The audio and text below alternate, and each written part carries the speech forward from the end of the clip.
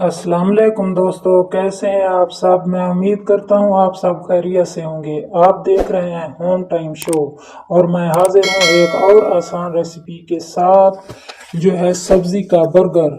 बहुत ही टेस्टी और मज़ेदार और नरम है।